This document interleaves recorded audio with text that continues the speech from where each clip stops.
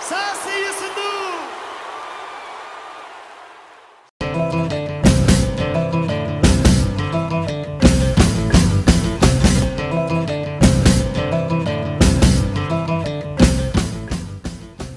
mbokk yi rafetlu bi ak télévision Futurs Médias benn waxtu jot nag tegin kon ci xibaaru digg bëccëg bi li ci gën a fës SAMES syndical ci ñi ëmb waa kër docteur sàkku kon ci seen ñooñ ñu jukk jatu taxaw fas yéene xaar nag plan d'action bu bees bi nga xamante ni dinañu ko siiwal ci fan yi ñuy génn secrétaire général bi ci boppam dina ci yëkki ay kàddu léegi ñu amaloon am ndaje ñoom ci seen bopp ca diwaanuk Ndar dellu si ci jafe-jafe yi nga xamante ni waa kër docteur ñu ngi koy dund waaye it siiwal nañu fa ay saafara dunañu it ci jëwrin ju bees ji ñu tabb ci boppu wérgu yaram ñàkkum ndox ca commune bu Balu fële la kon ca département bu Bakel benn pompe forage ba fa nekkoon moo panne àllarba ba léegi loole nag indi laskan wa jafe-jafe wu rëy ñuy laaj nag weneen forage ndax boobee na mu waroon a doxeetu ni ba tax na lam leen di indi sax ci coono moo ëpp leneen la ñu bëgg jamono ji danañ waxit ci kon biir parti socialiste crise bi ci am mel ni kon jeexagul gannaaw ba ñenn ñi kon daal di jëlee seen yoon taxawal kon parti ñeneen ay mouvement amal nañu am ndaje secrétariat exécutif national di sàkku kon ñu jël ab doxalin ci ñooñee xamante ni moom moo di maire bu Patte d'Oie Banda Diop xam leen na ni du kenn koo xamante ni rek mën na leen a dàq ci parti bi ndax jamono yi amut instance yoo xamante ni boobee sañ-sañ am nañu ko dinañu ci waxtaan ci kanam tuuti am nañu ci gan maître Moussa Bokar Thiam maire bu Ourossogui porte-parole adjoint parti socialiste mooy suñu gan ci xibaaru digg bëccëg bi maître maa ngi lay nuyu. maa ngi leen nuyu di nuyu askan bi di nuyu képp kuy suivre émission TFM bi et donc journal bi du moins et donc di leen encourager si liggéey bu rafet bi ngeen def pour Sénégal. jërëjëf ci kanam tuuti danañu wéyal kon waxtaan wi mooy doon gan gi ci xibaaru digg bëccëg Somalie it danañu àddu ci situation ba fa nekk jamono ji mënees nañoo jàpp ni choc ba askan wi ñëpp a ngi ni tekk ndax li nga xamante ni moom la ñu dund jural leen tiitaange attentat bu mitti bu faat ñaari téeméer ak juróom-ñaar fukk ak juróom-ñetti nit gaañ fa lu ëpp kon ñetti téeméer ba jamono ji kenn taxawul xam le ni yow yaa def ñaawteef wu ni mel buñ ci toftalee yéene kay yi kon dana doon mbokk yi li nga xamante ni moom moo fi jotagu seenu fas ko yéene faram fàccee.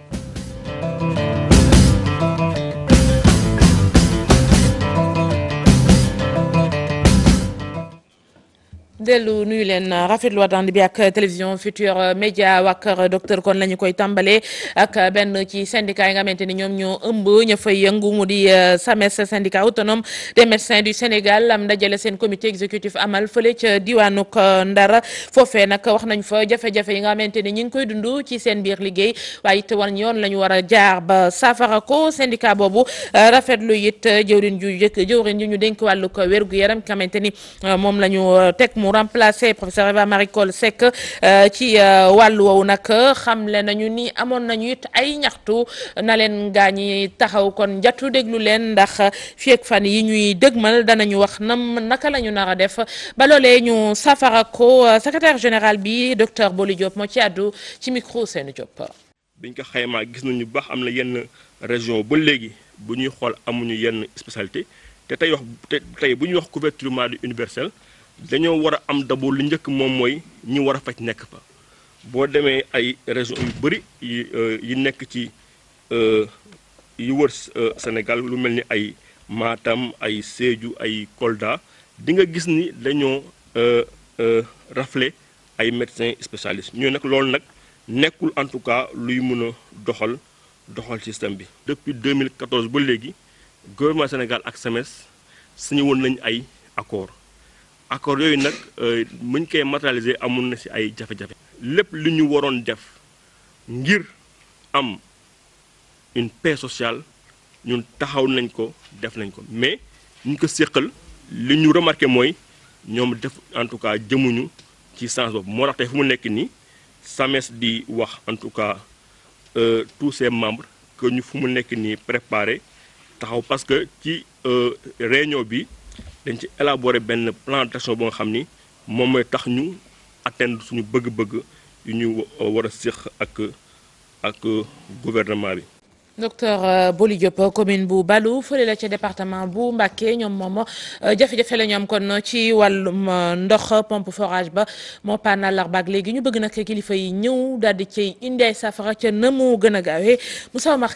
Moussa Oumar Gueye Amadou Diédio. forage bu Balou dafa paan loolu def na ñeenti fan yoo xam ne askan wi amuñu ndox mu sell mu ñuy jëfandikoo Balou nekk benn dëkk boo xam ne diggam ak Tambacounda toll na ci 220 kilomètres. gouvernement war na ci mën a tenir compte par une population de 7800 habitants ñoo di dem di roote ci dex bi wala di roote ay teen wala dex ba te dex ba risque bi ci nekk xam nañ ko parce que actuellement ndox mi du couler mën na indi choléra mën na indi bilharziose. bëgg nañu lii ñuy woote daal par la presse na ko Macky Sall dégg. ñàkkum ndox moomu nekk ci jamono ji nga xam ni askan wi ñi ngi dalal benn ambulance bu yees péq boo xam ni benn doomaan ci dëkk bi moo leen ko may ak ay jumtukaay yu jëm ci wàllu poste de santé bi ki leen ko may di gën maan xumaan rappeur bu ñu xam ci Sénégal. ambulance bi nga xamante ni benn doomu Balou moo ñu ko may muy Alfousseynou Diarra Sakho ñu koy remercier parce que c'est un soulagement parce que problème majeur la woon ci commune bi. pour évacuation da ngay oote Bakel ambulance bi jógee Bakel ñëw ba au niveau de Balou soo ko jël malade bi soo ko demaat Bakel si toutefois y a pas d'ambulance disponible si Bakel donc on est obligé de faire avec nos propres moyens. matériel bi ñu ngi ko jotee ci gën maan xumaan moo ñu ko jox mais mi ngi jaar ci loxo ku ñu naan Cissé moom moo nekk poste finance si biir commune bi moo ñu booleeg moom mu jox ñu matériel médical bi si biir matériel médical bi am na ay garab. am na loo xamante ni pour maternité la am na loo xamante ni pour bloc opératoire la boo xamante ni dañ koy jàppale district sanitaire bi Bakel. Amadou Bodian muy adjoint sous-préfet bu Moudéri ñaax na waa mairie bi ak comité de santé bi nañu toppatoo bu baax ambulance bi ci fànn bi nga xam ne nag moo jëm ci wàllu forage bi nga xam ne dafa panne adjoint sous-préfet bi xamle na ni indi nañu benn technicien boo xam ne mi ngi lën bëtu panne bi ana fan la féete ñu daal di koy wutal saafara ci anam yi gën a gaaw. mango ko Moussa Oumar Gueye wax ci lu jëm ci mbiri parti socialiste mel na ni seen i jafe-jafe jeexagul gannaaw bi ñenn ci ñoom taxawee kon jël seen yoon ndax gisatuñu parti bi li nga xamante ni noonu lay doxee gisatuñu ci seen bopp secrétariat exécutif national daal dina ca yàddu ci communiqué boo xamante ni génne nañu ko nee nañ bureau politique bi dana ci jël kon ay mesures loolee nag kii di maire bu Patte d'Oie Banda Diop xam le na ni wax ko xëy na yomb na waaye jëf ko dana jafe ndax du kenn koo xamante ne rek jamono ji mën ngaa taxaw génne leen ci biir parti bi te parti bi sax ci ni mu ko gisee dafa am lu mu war a def leneen yitte ji jamono ji moo waroon a doon fexe ba boolewaat gaañ yi pa fara ñuy Ngabdoulaye Diallo. kenn mënuñoo dàq ci parti socialiste tontu boobu la Banda Diop jagleen ñii di secrétariat exécutif national ñi nga xam ne ñooy naataangoo Khalifa Sall ñu dàq leen ci biir parti bi ndax ñoom lépp lu parti bi décidé rek duñu ànd ak moom. seen ak comité central ñoom seeni pouvoir su fekkee juumuma ci texte yi li mu wax ñoom seeni pouvoir pour su fekkee jël nañu décision ci bureau politique bi ndax xam nga congrès la ñuy faral di def su ñu defee congrès nag bi ci topp comme instance bu dëgër bu mag mooy comité central bu ñu jëlee nag décision yooyu en général bureau politique ak seen ñoom ñoo koy appliquer donc mënuñu jël ay. tey mënuñu transformer bureau politique bi comme benn comité central loolu moom xam nga bureau politique moom décision bu mu jël ay la yoon décision wu naka sakandang la rek mais du décision boo xamante ni ñun war nañ ko mën a accepter. maire bu Patte d'Oie ne statut ak règlement yu parti yi kenn respecté wu ko te yenn ci kuréel sax gën nañoo daje. ñoom ci seen bopp ñoom ñoo war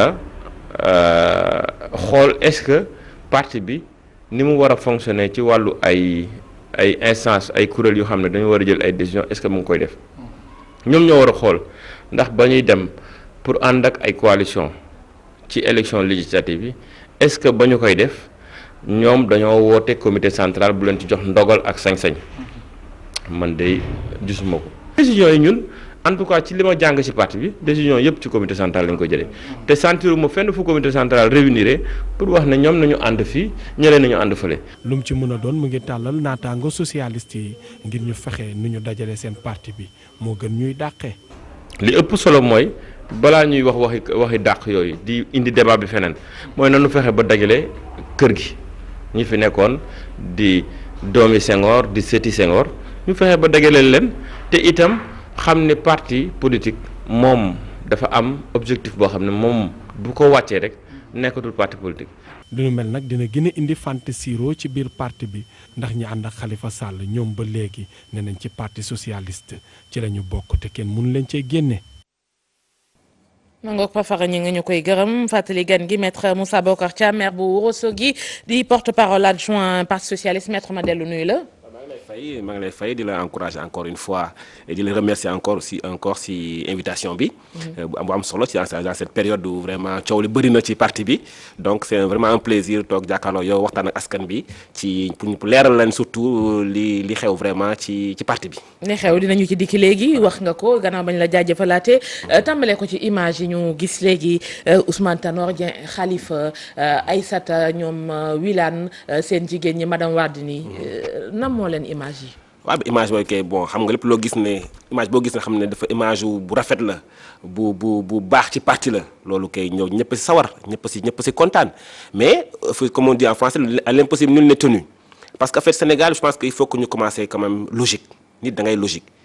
ñii wax tey jii que parti bi waru leen dàkk wala mënu leen dàkk mais ñooy seen bopp ñoom ñoo njëkk a génne seen bopp ci parti bi. parce que mënoo nekk ci parti politique aussi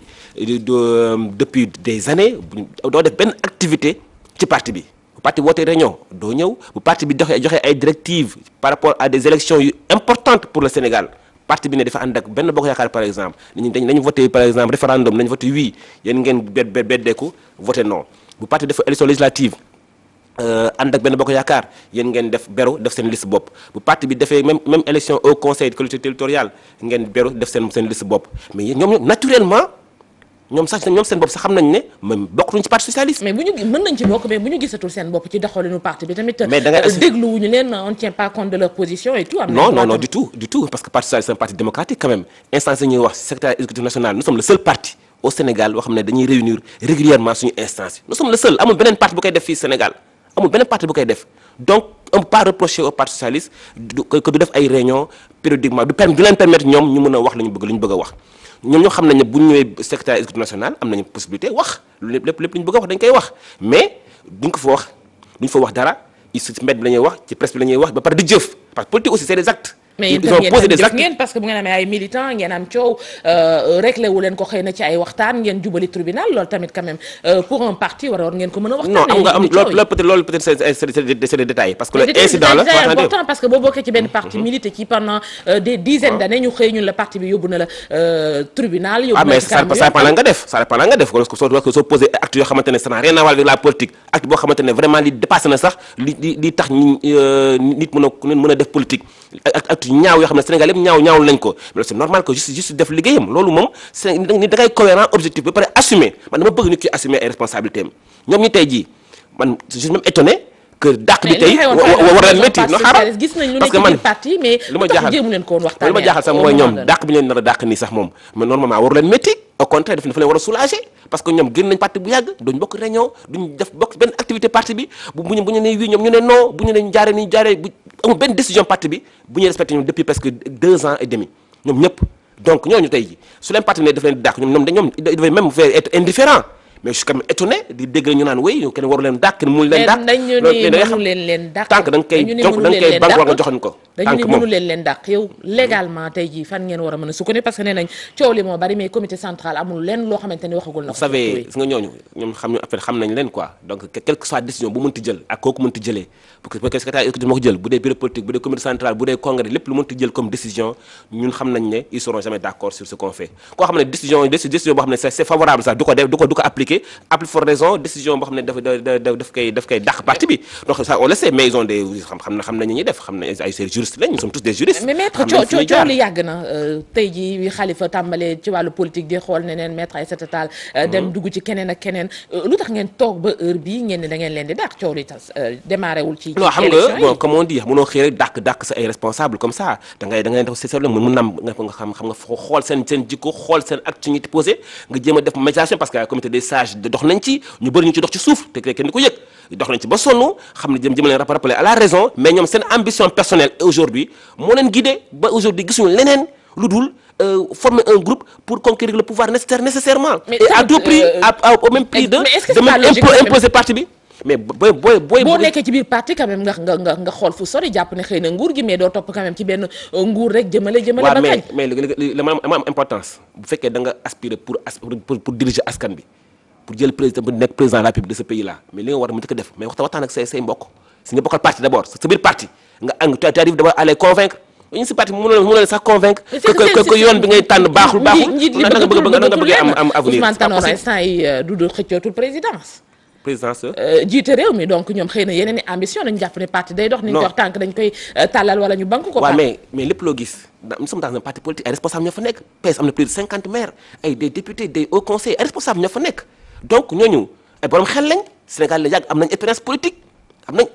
ci dëkk bi da fekkee yow léegi am nga vision boo xamante ne yow ni nga fi nga bëgg parti bi jaar ñoom wax nañ ko foofu parti bi la majorité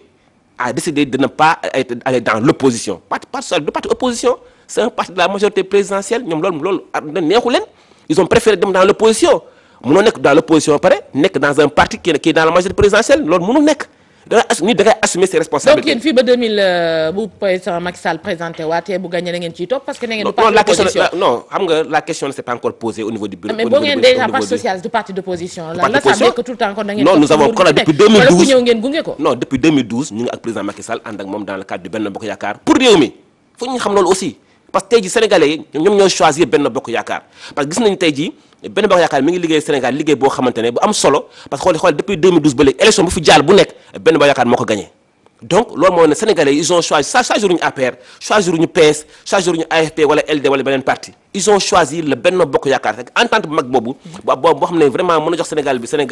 benn stabilité loolu la sénégalais bi yeewu dimanche dem di voté ji kooku la votel parti boobu parti mag boobu la votel votel le parti socialiste wala APR donc Benno Bokk Yaakaar boobu dafa am importance trop pour avenir réew mi te ñu ngi liggéey réew mi te c'est ce qui est important maître xëy na li Barthélémy dafay samp ndëndëm moom it xëccoo jiite parti social moo tax ngeen xaar profité sax génne leen balaa coow loolu di gën a non boo xam nañu candidature Barthélémy Dias bon maa ngi ko nuyu au passage xam na très bien sa candidature moom si boppam sax xam naa gëmul candidature am boobu donc c'est justement nu ñu woowee buzz lañ koy wax ci presse bi rek mais xam nga loolu du c'est pas une candidature quand même sérieuse amul doole ji non c'est pas une candidature sérieuse d'ailleurs même yow papa yow foo bokkul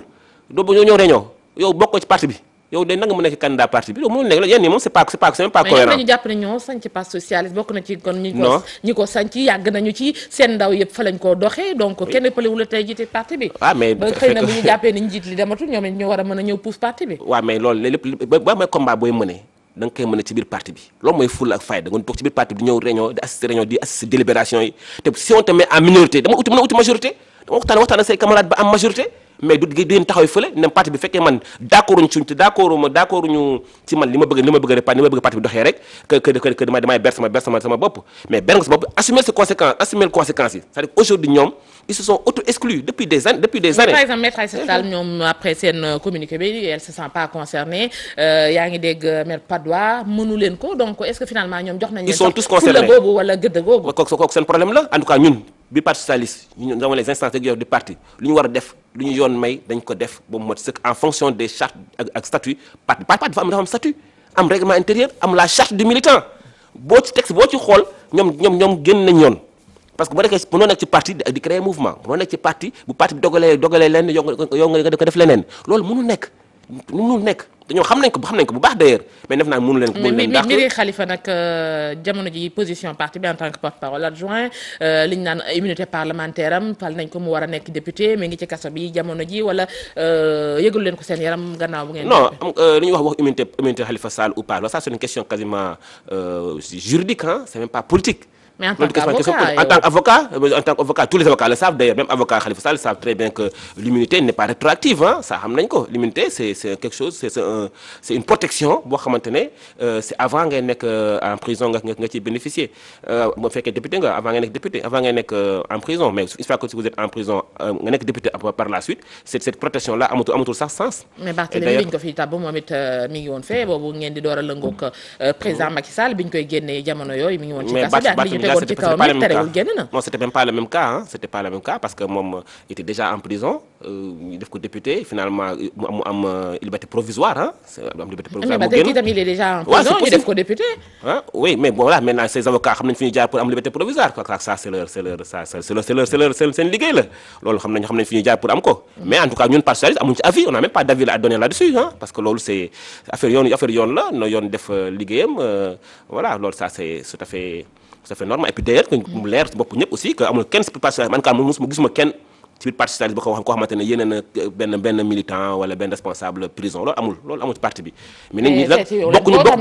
bokkuñu gis-gis. Non ñu ne Khalifa Sall ni da ngay honnête da ngay objectif. ñu ne Khalifa Sall bokkuñu gis-gis ci parti bi ni mu war a doxee, mais à part ça c'est des humains, c'est des anciens ex-camarades, jeex na. Mais donc amul benn animosité bi tax ba ñu mais ex-camarade est-ce que ex-camarade kon mais c'est des camarades parce que les actes que Khalifa Sall a posé, il les a posés même avant muy dem prison. Donc il a posé beaucoup d'actes avant même muy dem depuis référendum bi, depuis au conseil bi, depuis beaucoup d'actes. Il vient pas aux réunions, il fait rien du tout. Donc kooku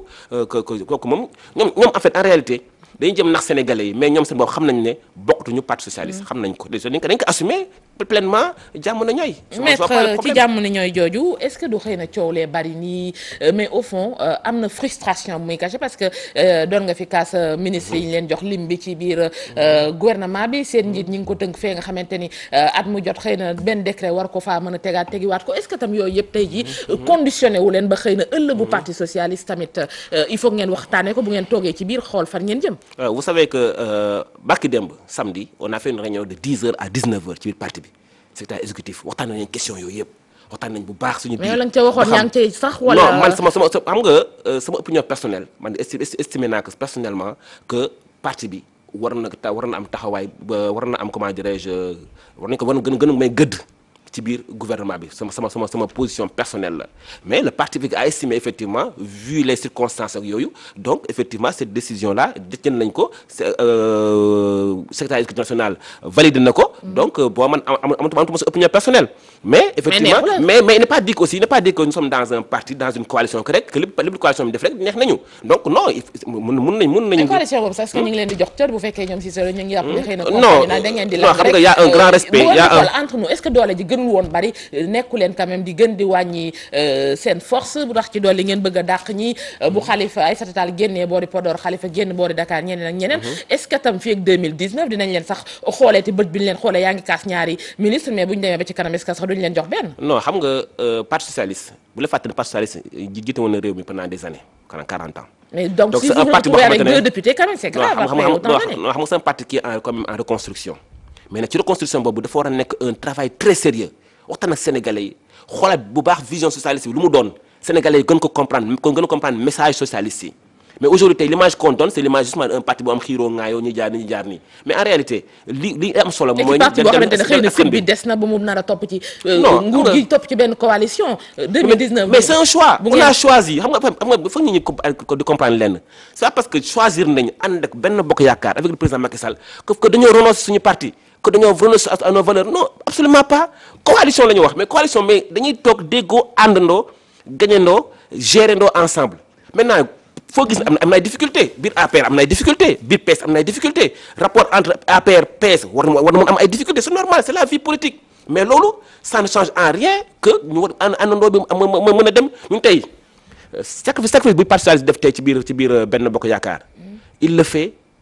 pour le Sénégal parce que xam nañ Benno Bokk Yaakaar mooy avenir Sénégal mooy stabilité Sénégal et ça c'est notre conviction lépp ñu def leneen lu dul Benno Bokk Yaakaar tey ji Sénégal ji mooy ñu ngi faire on fait courir un risque au pays à la stabilité du pays loolu moom mooy sama conviction c'est la conviction de tous les camarades socialistes qui sont dans la direction dans la vision du parti et puis ñu ngi leen encourager aussi parce que parti noonu la parti socialiste aussi bu dee fàtte bëri na ay am na histoire événement yi mel nii c'est pas du gulet gisoon nañ fi ñoom Fodjibo Ka ñoom Robert Sagna ñoom Moustapha Niasse ñëpp jaaroon nañ fi donc lii ngelaw buy jàll rek la ñu fàtte ko reconstruire suñu parti sur de nouvelles bases avec vision bu claire pour que Sénégalais yi comprendre bu baax. Non jamais. ñu gërëm la bu baax maître Moussa Bocar Thiam maire bu Ourossogui porte-parole adjoint parti socialiste moom lañ doon dalal ci xibaaru digg bëccëg bi maître jaajëfal la ci maa ngi la jaajëfal bu baax di remercier suñu camarade di leen encourager bu baax parce que c'est un combat politique loolu la ñu ngi leen encourager ñun tamit ñu ngi si jéem a def suñu effort bu ñu mën pour vraiment que effectivement ñi xam vraiment vision parti bi tey jii mooy vision bu Sénégal soxla mooy vision d'un Sénégal nouveau avec sous la bannière du Benno Bokk Yaakaar. merci beaucoup maître Moussa Bocar Thiam moom lañ doon dalal ci digg bëccëg bi wee ci wàllug xibaar yi ak lu jëm ci wàllug njàng mi fële ca boori Fissel jàpp nañu ni bari na ay jafe-jafe yoo xamante ni kon ña nga ko fay dund terewul nag école ba moom ma ngay jéem maire bu commune ba gis ni nag kilifa yi wax nañ ci mën a indi safara Cheikh Tidiane Ba lay wuyoo ci micro Cheikh Anta Diop la do li ma war a mën a jàmbat ci nguur gi pour mu jàppale ñu ñun ci commune Fissel benn lu ñuy ne table banc bëri na fi ay salle classe yi nga xam ne ni xale yi sax ci primaire bi dañuy toog ci suuf pour jàng loolu am na fi beneen côté bi mooy personnel enseignant am na fi école yi nga xam ne ni vraiment nit ñi doyuñu même keroog bu ñuy doon def fi CLD bi sax inspecteur sax addu nañ ci ak moom donc loolu beneen jafe-jafe beneen troisième point bi mooy am na fi lu ñuy ne abri provisoire nag war nañ ci nguur gi tamit ñun tamit ñu ngi def suñu kéem kattan mais nguur gi war nañu mun a jàppale de telle sorte que ñuy mun di tabax salle classe ci école yi telle sorte que mbaar yi jóge fi donc yooyu moom yooyu yu ma limee fii moom jafe-jafe la bu nga xam ne nii fii ci commune Fissel nguur gi suñ ci mënoon taxaw daal vraiment dinañ ko dollee sant ñu ngi koy sant di ko gërëm mais dinañ dollee sant. dem ba boori tënkee ca wax fa ci wàllu ko roñu mbalit mi kilifa yi nekk ca gox ba am na kon loo xamante ni indi nañ ko ci wàllu ko yes lëkkaloo ak fële ca France ngir nag jafe-jafe woowee ñu yàgg dund loolee ñu mën ko safara Boubacar Ndoye Albé moom moo ca àddu ak Ousseynou Thiam la waxtaanal caméra bi Radiagne. daal dañu war a xool nan la ñu mën a defee une gestion. di gérer mbalit mi nga xam ne dañ ko war a valoriser mu am njëriñ ñu créer ci ay emploi fexe aussi mu gën a setal dëkk bi. suñu partenaire technique aussi muy UCG nekk suñu wet di ñu conseiller permettre non seulement ñu mën a former suñu population yi ci nan la ñuy saytoo seen mbalit am ay bac ci kër gi muy ñaar benn bi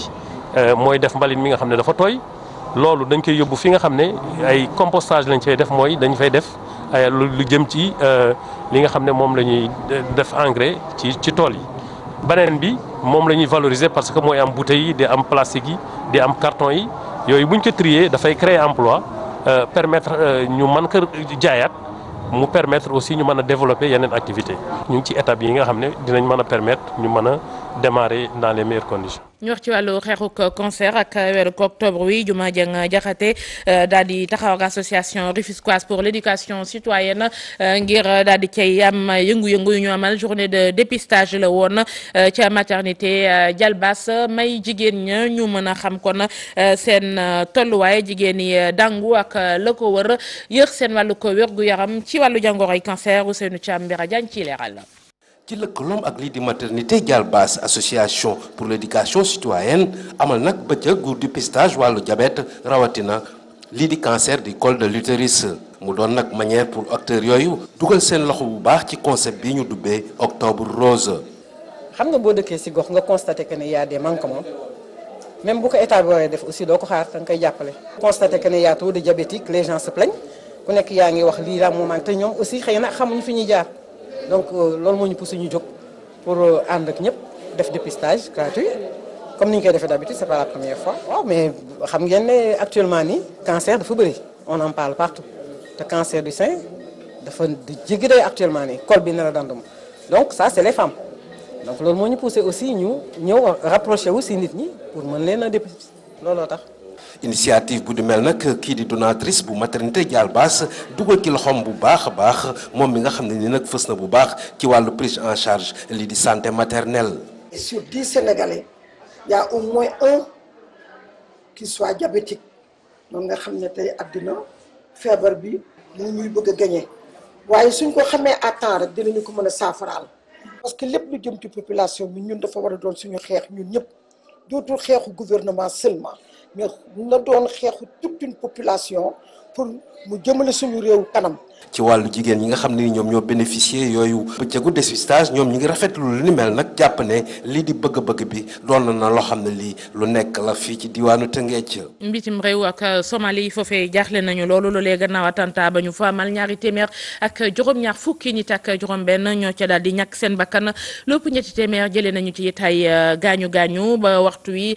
kuréel yooyu daan taxaw daan wax ñoom ñoo def ñaawte fi ci àdduna bi wala yeneen sax du kenn ku taxaw xam ne ni jëf joojee yaa nekk kon ci sa ginnaaw àdduna bi nag fu ne gaañu ña nga fa yëkkee kaddu di naqarlu loolee nga xamante ni def nañu ko ca Somalie tàggat yaram ak classement FIFA weeru octobre Sénégal gagné na lu toll kon ci benn place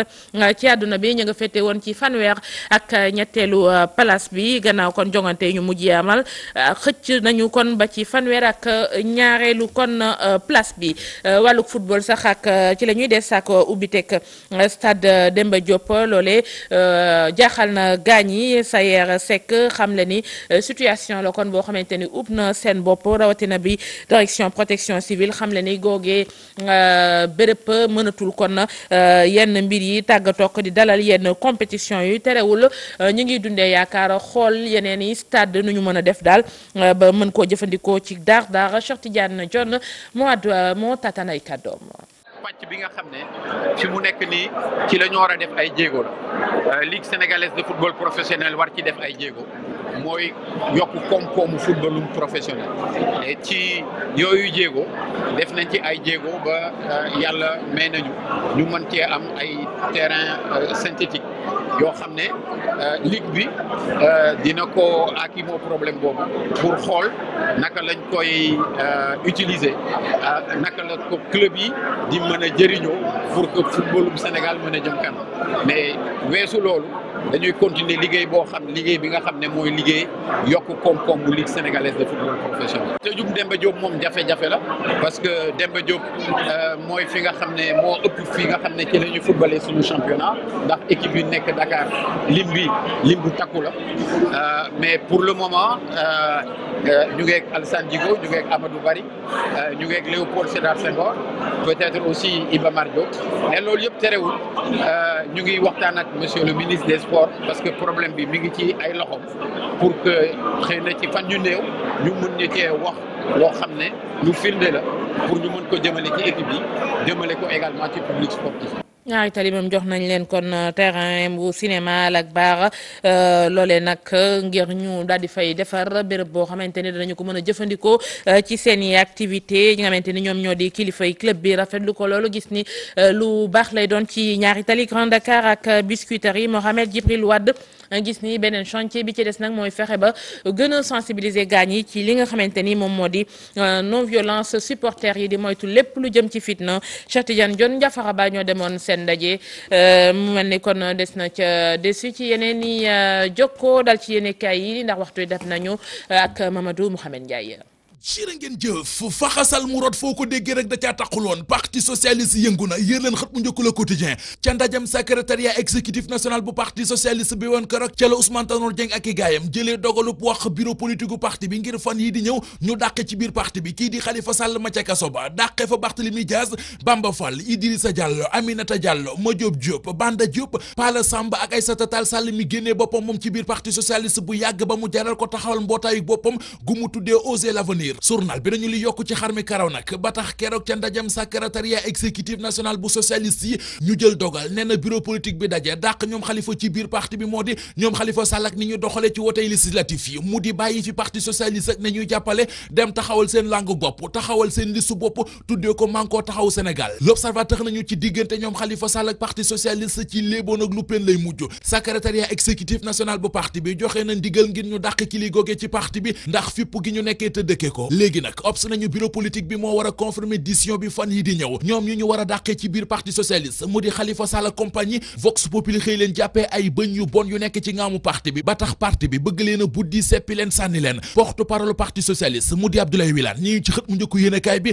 ñooñee mu di ñoom Khalifa Sall compagnie tàggoo ak ñoom moo gën fuuf toog di leen seetaan ñu yóbbaale dogalub dàqee ñoom Khalifa Sall ci biir parti socialiste Walf Fadjri gis ca loxob Ousmane Tanor Dieng sàngeeñeen njiital parti socialiste mu di Ousmane Tanor Dieng moo wan gaañu yoon yi ba noppi jox leen ndigal ngir ñu dàqee ci parti bi ñi bokk ci ñoom te di ñu wéye ndigal waral journal bi nañu muy Khalifa Sall di Barthélémy Dias di Bamba Fall di Idrissa Diallo Madiop Diop ak Aïssata Tall Sall seen ëllëg ci biir parti socialiste ma nga wékkee ca loxoy bureau politique gu parti bi enquête dina kay dañu Khalifa Sall compagnie ña nga ñuy sànke Rewmi Quotidien nañu kilifa yu parti socialiste yi wan nañu ginnaaw Khalifa Sall définitivement Abdoulaye Wade am na soxla su rëy bi leen l'Observateur moom góor gi ordre des avocats ñu ngi ko yóbbu ca kanamu conseil de discipline di kuréel gi nga xam ne mboolem ku yëngu ci wàllu yoon boo jàddee yoon fa la ñu lay tegaatee ci yoon maître Mbaye Guèye mii bâtonnier ordre des avocats moo ko wax keroog ba ñu ko invité ci émission Grand Jury ci rajo Futur Média ndax nee na Abdoulaye Wade amul benn droit di wax naan avocat yi laaj état bi seeni honoraire avocat yooyu ay escroc lañu Vox Populi Le Quotidien Rewmi Quotidien ak Libération ñoom ñëpp xëyi xibaar bi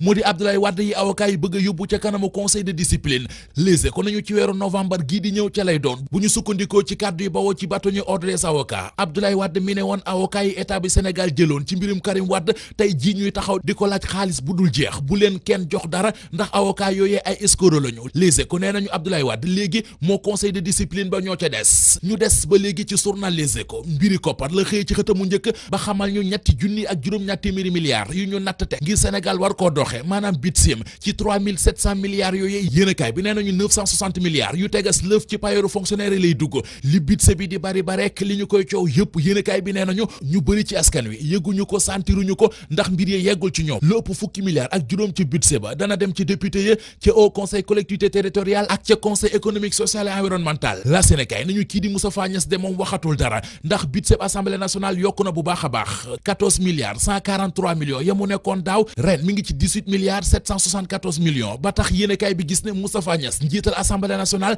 mi ngay ko trésor bu làmmiñ dul tudd te nag du Assemblée nationale rek la budget yokku Haut Conseil collectivité territoriale gi Ousmane Tanor Dieng jiite budget yokku na ne daaw juróom-benn milliards ak genn wàll la woon léegi mi ngi ci juróom-ñaari milliards ak lu teg journal bi tegal ñu ci ne primature ak Conseil économique social et environnemental ñoom seeni budget dafa wàññeeku li yokk ba ñëpp yëg ko moo di aéroport Diass bi ak coow la ci am l'Observateur xëy ci def gëstu bu yaa ubbi gi ñu ko war a ubbi juróom-ñaari fan ci weeru décembre transfert gi ci war a am ñi ak li war a jóge ci aéroport Léopold Sédar Senghor dem ci aéroport Diass bi defante bi am ci diggante SNS ak AHS ba ci sax li tax ñu ne léegi compagnie bii di Corsair dootu yorati dem bég dikk bi ci diggante Ndakaaru Paris Ndakaaru loolee lépp mi ngi ci journal bi Souleymane Téliko président union des magistrats du Sénégal mi ngi ci ñaari journal enquête ak témoigné Téliko teg na programme am témoigné moo bind loolee waxtaana mu njëkk gannaaw ba ñu ko defee président union des magistrats du Sénégal ak léegi enquête dina kay xëy tuddee waxtaan wi grand oral Abdoulaye Wade mu grand bobo toog den ak président Macky Sall mu costume photo boobee moo nekk ci xët mu njëkku direct info état bi ak Abdoulaye Wade ñoo ngi diisoo ci pet ngirug juboo am ci diggante Wade ak Macky Sall direct info jàngatal ñu bu baax a baax li tax président Macky Sall am yéene ci juboo gi am li am ci xët mu njëkku Les Échos dana neex célibataire yu bëri waykat bii di Adiouza nee na jëkkër la bëgg ndax mi ngi jëm mag mi ngi màgget laaju ko dara góor gu njëkk a ñëw rek yaay bañ Aboubacar Sadikh Bey directeur général port autonome bu Ndakaaru journal bi nee nañu ba ñu ko falee directeur général bu port ak léegi nanguwut a dugg bureau ndax dafay ragal dugg fa fekk Cheikh Kanté ma fa newoon bàyyil ko fay xar xa fuufa Mamadou Mouhamed Ndiaye ñu koy gërëm bu baax jaajëfal leen yéen ñi doon teewlu xibaaru digg bëccëg bi 19h30 20h rédaction bi dina dellu si bu boobaa ci yeneen i xibaar lay doon ñaanal leen ngeen yendu jàmm ak programme télévision Futur Média